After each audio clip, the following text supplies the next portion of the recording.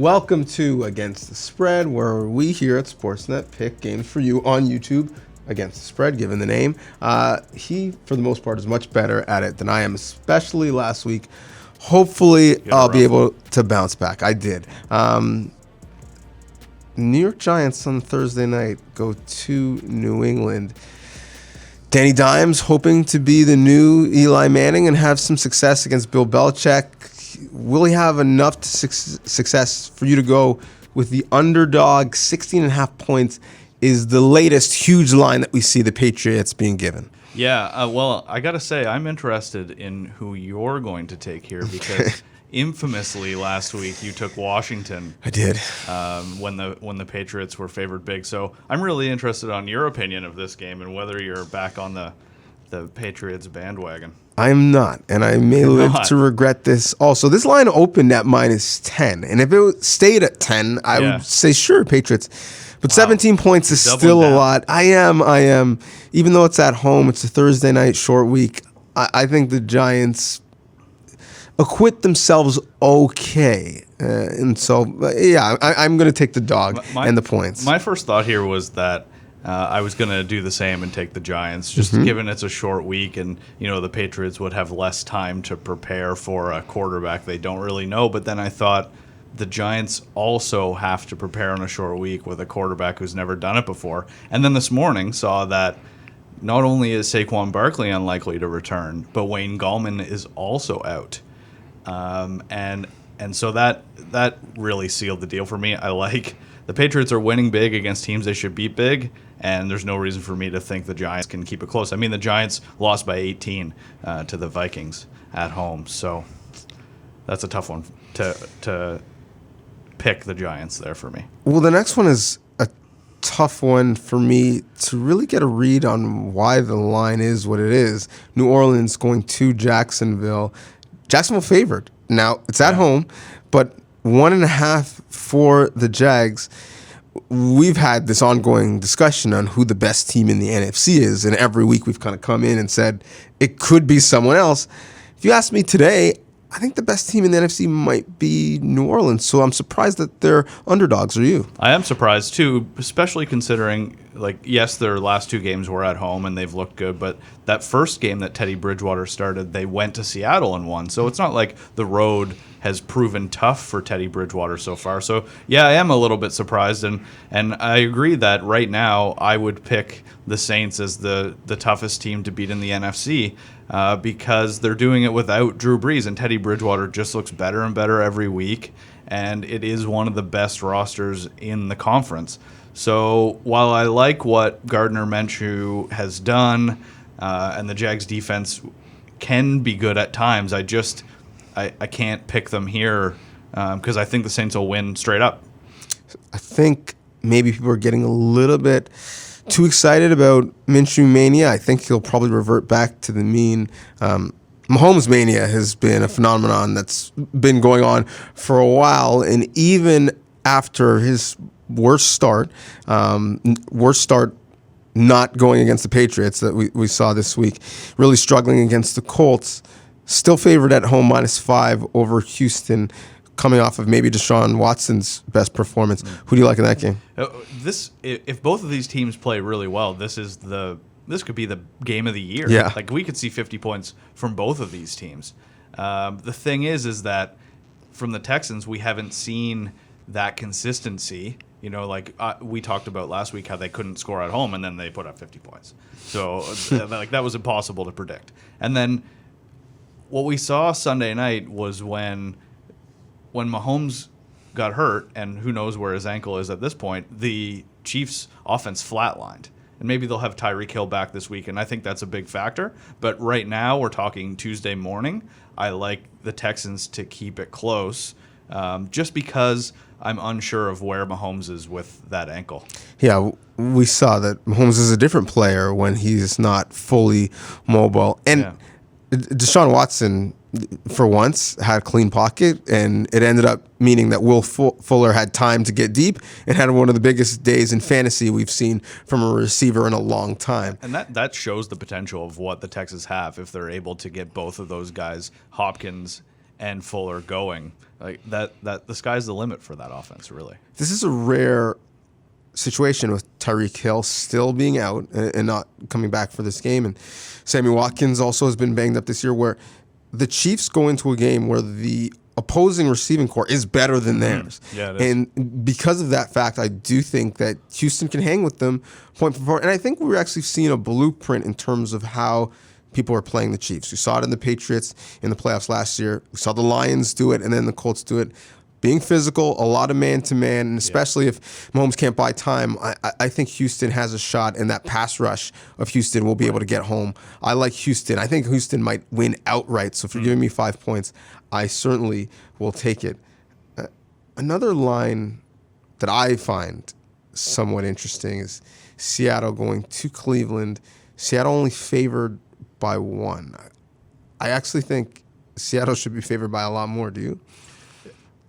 I guess the reason this would be is because we have seen Seattle struggle when they go east and start those 10 a.m. Pacific games. So, but still, I'm surprised given Monday night's result and the struggles that the Browns offense in particular had against a really dominant 49ers defensive line. And Russell Wilson is playing some of the best football we've seen from him, and that's saying a lot considering what he's done in the past.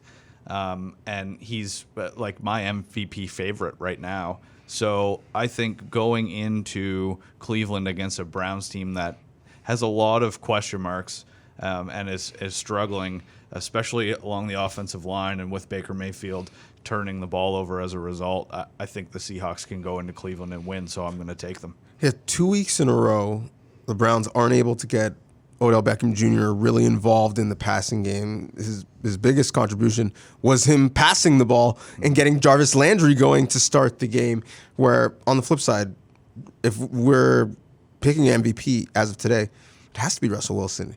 He's taking care of the football, no interceptions, 12 TDs. Yeah. I really, really like that Seattle team. Low-key, they've been great. And the Browns have had a lot of attention, but they haven't really had a lot of production. I love Seattle in that game. Yeah, me too. Philly goes to Minnesota.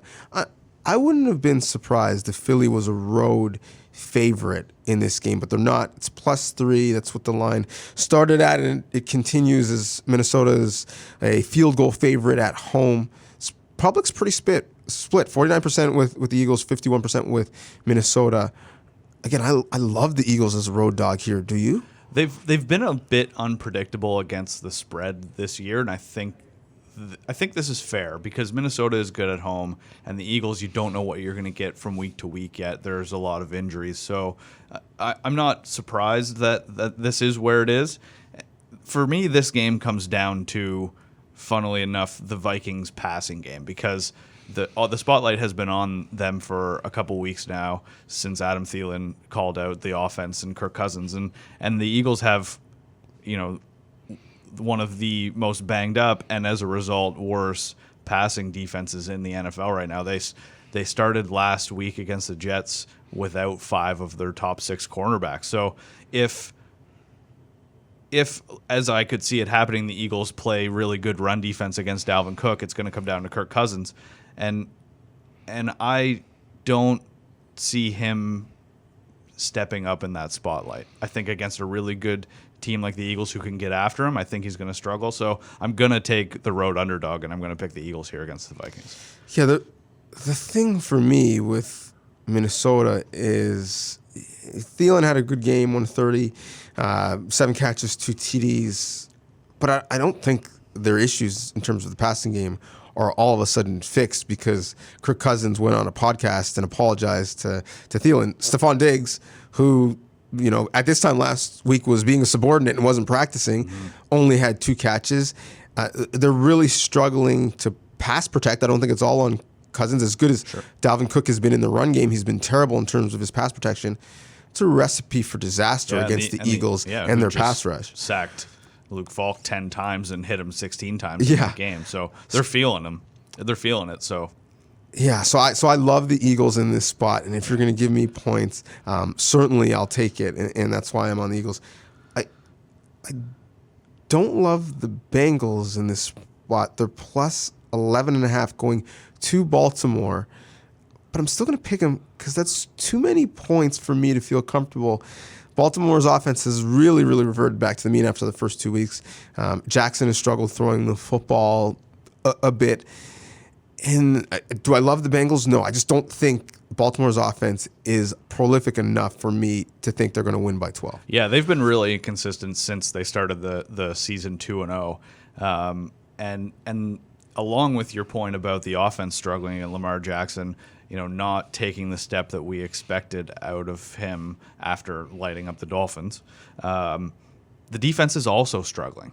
And I think that will lead to the Bengals, who are really struggling with injuries, but they have a lot of, I think Dalton and Tyler Boyd can work, and I think they can at least put up some points against a defense that's probably middle of the road. So to pick the 11.5 point favorite in the Ravens is just, I'm really weary of that. So I'm going to go with the Bengals in what I expect to be a closer division game. Yeah, I'm surprised. 65% of the public with Baltimore right now. The line started at 9, which that's why it's moving to 11.5.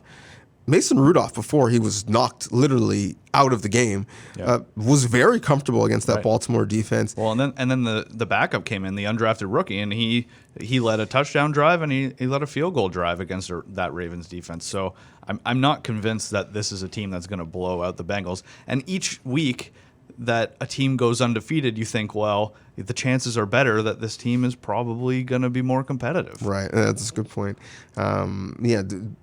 Do I think Andy Dalton is great? No. Do I think he's better than the camp arm from Samford, not Stanford, Samford University? Yeah, I thought I heard that wrong the first time I heard it. That was able to have some success against Baltimore's defense? Yeah. Yes. Yeah.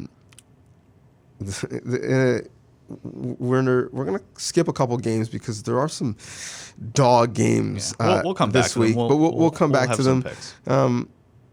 Atlanta and the Cardinals. Dan Quinn fighting for his job.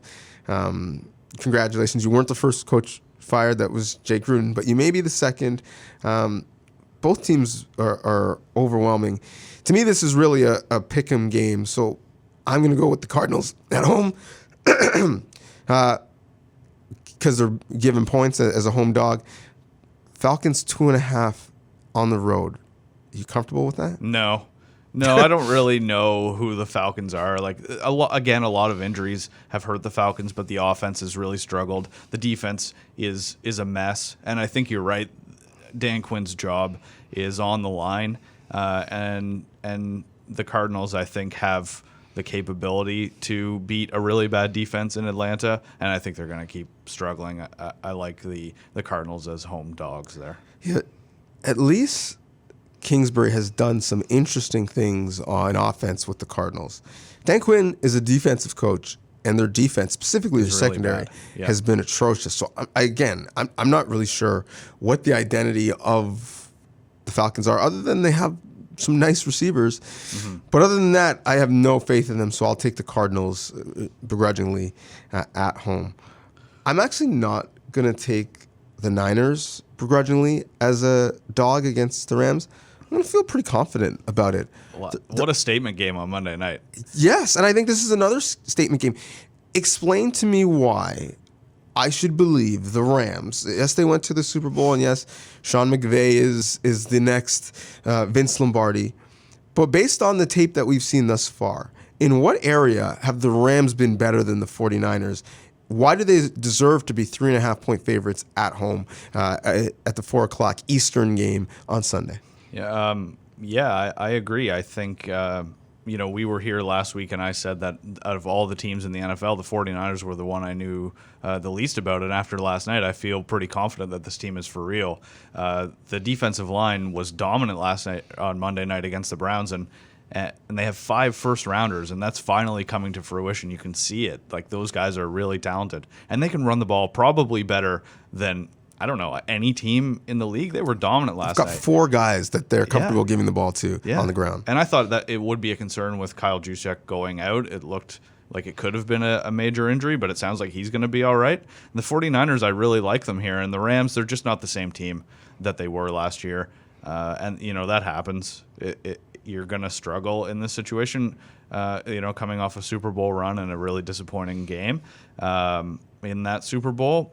And so with them being favorites and the way that I feel about the 49ers after Monday night, I think I have to take the 49ers. I think they're really going to give the Seahawks and the Rams all they can bargain for in that division. I agree. We thought we knew who the Cowboys were 2 weeks ago. Now maybe we need to do a reappraisal and who we think they are. And even in their game against the Packers, they were a wildly different team in the first half than they were in the second half. Le'Veon Bell hosts them, and certainly he can run the ball. They've struggled to stop the run. The Jets at home are 8.5-point dogs. Sam Darnold might be back in this game. Adam Gase said if he's cleared in terms of his tests, he will play. Doesn't matter. And do you like the Jets? I don't think I do. I don't think I like the Jets here, and I don't think that it matters that Sam Darnold is coming back. Like he's been out for a while, and he's going to be rusty. And we've seen the Cowboys come up against two good teams in the last 2 weeks, in the Saints and the Packers, and they've struggled. But in those first three games, when they went 3-0, they beat teams handily that they were supposed to beat handily. And the Jets are among, there's like three teams that I think are really bad: Washington, New York, and Miami. And the Cowboys will take care of business here. I think they're going to be fueled, given how much hype there was around them, and now the backlash to that. And I just expect them to come into New York and take care of business. Yeah, the run game has struggled, but it's been a lot of ISO runs, a lot of downhill running, whether it was them being gashed in the playoffs, a while back against the Rams or against Jones and the Packers. Le'Veon Bell is a patient runner. He's a bounce outside and gap-to-gap runner, which actually fits with Dallas's defense because their defense is about gap cancellation and speed sideline to sideline. So I think the run game won't be a factor, even if Darnold comes back, which will help their pass game a little bit. This guy was just cleared to run last week. Right. So it's not like he's been doing anything football-related for a while. Yeah, we're still waiting to hear if he can actually take contact. Yeah. So I certainly think Dallas should be favored. I do think the hype about them was too much, but I think, to your point, we do know a little bit more about them, that they're a bit of front runners and they have enough talent to beat good teams, but they don't have the schemes or in my opinion, the head coach when it's close to beat good teams. And so this is a bad team against the Jets. Even though it's 8.5, I feel comfortable with that. Yeah. A matchup of two bad teams, in my opinion. Pittsburgh going to the Chargers, which is why I'm surprised the Chargers are 6.5-point favorites. Given there's lots of questions about the quarterback position with Pittsburgh, maybe that can account for the spread, but they still have good skill position players. Who do you like in the Sunday night matchup? If it's Delvin Hodges, and I think that's the exact reason why the spread is so big, I can't pick the Steelers here. I think the Chargers have enough talent when it comes down to it to beat the Steelers. A full game of Hodges, I think they can beat the Steelers by a touchdown. But if it's Rudolph, if he's able to come back from what was a horrific injury, then I think that I would take the Steelers here. Again, I'm doing that. If this guy starts, I'll take this team, but that's what it comes down to for me. The Chargers have an injury list as long as my arm. It's shocking. I was looking at it last night. And so they're dealing with a lot of that, and they're not a good team. And I think it's coming down to Phillip Rivers being able to do it all on his own, and he just can't. Against Denver last week, he couldn't. And I think that's a better team than the Steelers. But again, it's QB dependent for me here. Yeah, the Chargers aren't a good team, and Phillip Rivers is a Hall of Famer, so they get that benefit of the doubt. But whether it's, Melvin Gordon's back, maybe that'll change things. Well, running the ball wasn't their issue. I just think we have a inflation in how good we as the public think they are. This line started at 4.5. It's moved to 6.5 because 55% of the public is on the Chargers, yet they're 1-3 against the spread this year. They're not that good. And I don't think Pittsburgh's that good either, but I think the running game is good. I think Juju Smith-Schuster is finding his form now that he's settled into being a number one receiver. So I do like 6.5 points on dog with two teams that are, to me, relatively the same. Even with if Hodges is the guy? Yeah, I think so, because I think whether it's Hodges or Mason Rudolph, I don't think they're going to be airing it out anyways. Now that Big Ben isn't there, they're going to be a lot of wide receiver screens, running the ball. Like I think they're going to try and take the air out of the football, and I just don't have any faith in the Chargers winning by a substantial amount. I mean, 7 is not that much, but I wouldn't be surprised if Pittsburgh won outright on the road in the Sunday Nighter because the Chargers I have little to no faith in. I got a lot of faith, though, in the Green Bay Packers. And as we end the week, they're at home on Monday night against Detroit, whose defense has been pretty good. The Packers' offense hasn't been that great, at least throwing the ball. Aaron Rodgers hasn't had to do much, but their defense has been outstanding. 11 takeaways, third most in the league, 8th scoring defense. On the strength of their defense alone, and what I think is going to be a defensive matchup, and probably another terrible Monday Night Football game, I'm going to take the Packers. Are you comfortable with 4.5? You think this is going to be a terrible game? I think so, yeah. Really? I'm surprised by that. I think it'll be a defensive game. Yeah, okay. I think it'll be low scoring. It won't be a lot of points. I think this will come down to Rodgers versus a Lions secondary that is better than I certainly thought it was going to be. And I think the Lions are going to give the Packers, they're going to be the team that are going to give the Packers a run for their money in this division. And I think based on what I've seen from the Lions that I'm going to pick to keep it close here. I think this is going to be a tough game for that Packers offense. And like you said, I think it'll be low scoring. I don't know what the over-under here is, but I would take the under. So I like the Lions to keep it close. And as we recap, give me your 3 kind of best bets, your 3 locks that you really, really like. Okay. For my bronze pick, it's got to be the Seahawks in Cleveland over the Browns. We talked about that at length, so I don't need to explain that. The Cowboys over the Jets is my silver. The Jets are terrible.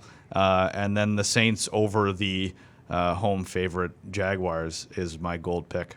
Nice. Okay, I've got the Cowboys over the Jets as my bronze. As my silver, I have what do I have as my silver?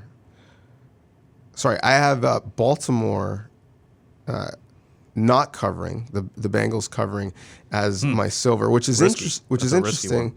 But it's interesting, and I'll tell you why in a little bit. And as my gold, I'm going to stick with it. Give me the Niners as the underdogs. Gold. Yes. I love the Niners in that spot. I say that my pick of the Bengals is interesting because I actually have the Ravens as my survivor pick. So I think they're going to win the game. I just don't think they're going to win it by 12 points. Right. So I'm hedging my bet in a way there. Yeah. Who is your survivor pick this week? I thought I've already taken the Cowboys and I've already taken the Patriots. I thought about going with the Saints in Jacksonville, but it's just a bit too risky. I might want the Saints later on. So I'm also going to go with the Ravens. Nice. I think the Bengals will keep it close, but I think I'm going to take the Ravens. We do have 3 more games that we could quickly go over. Yes. Washington at Miami. A battle of probably the 2 worst teams in the league. I don't know about you, but it's funny what a bye can do because I now feel that the Dolphins are in a better situation than Washington because that franchise is just a complete mess after firing Jay Gruden this week. So I'm going to take the Dolphins. I, too, am going to take the Dolphins. Look at us, because I never thought. It'll be a hard smack of reality when we watch the Dolphins play again. I think we may have forgotten, but still, I can't take Washington. I just can't. Well, I mean, it doesn't even matter who starts. This will be one of the few times where the Dolphins will go into a game and their quarterback situation is better than their opponent. Right, exactly. Washington doesn't really know who's going to be their starter. They're trying really to hide their first-round pick from starting because he's not ready. Yeah. So certainly give me the Dolphins. Panthers, Bucks. Who do you like? I'm going to take the Panthers. And like Christian McCaffrey, we were talking about Russell Wilson as MVP. I think it's 1A, 1B with McCaffrey. And the Bucks, they beat the Rams, but I don't really feel that they're going to be a team that's contending. Yeah, this is pretty much a pick-em game for me, and so I'm just going to lean with the home team and take the Bucks. And Titans at Broncos, who do you like in that matchup? I like the Broncos. I think they're a better team than their record was showing us through the first 4 weeks, and the Titans just can't be trusted. stay away from this game. Like, don't bet on any of these games, really, if you have the opportunity to skip them. The Titans can't be trusted. But I don't really trust the Broncos either. So in that case, I'm just going to take the points and take the Titans. Wow. Which bit Risky. me last week. But But here you are doing it again. yeah, whether it's the Patriots History repeats or the itself. Titans, clearly I don't learn from my mistakes. Hopefully you'll learn from my mistakes. Thank you for watching, and thank you for the comments. We've got a lot of interaction. You guys have been commenting with each other, which is super cool. Enjoy the games and enjoy these picks.